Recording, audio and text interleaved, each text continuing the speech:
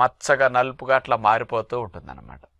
ఈ చింతగింజల పొడిని ఇక్కడ ఉపయోగించటం వల్ల ఏమి లాభం వస్తుందని చూస్తే, చింతగింజలు మీరు రాయి మీద రుద్దైనా రంగరించి మెత్తగా పేస్ట్ లాగా చేయొచ్చు. లేకపోతే చింతగింజలు మెత్తగా పొడి చేసుకుని ఆ పొడికైనా సరే మంచి క్వాలిటీ తేనె తీసుకుని చింతగింజల పొడి, ఆ పేస్టు లేదా తేనె ఈ రెండు కలిపేసేసి ఈ పేస్ట్ని ఈ భాగంలో మంగుమచ్చలు వచ్చిన ప్రదేశంలో అప్లై చేసినప్పుడు ఇది లోపలుండే ఆ మెలనోసైట్స్ మీద పనిచేసి ఆ మెలనిన్ అనే నలుపు వర్ణాన్ని ఉత్పత్తి చేసే కణజాలములో అతిగా స్టిమ్యులేట్ అయ్యి ఎక్కువ నలుపు వర్ణాన్ని ఉత్పత్తి చేస్తున్నది కదా, అలా ఉత్పత్తి చేయడానికి కారణమైన థైరోసినేస్ అనే ఎంజైమ్ని తగ్గించి ఆ నలుపు వర్ణం ఉత్పత్తిని తగ్గించే పని చేస్తుందట.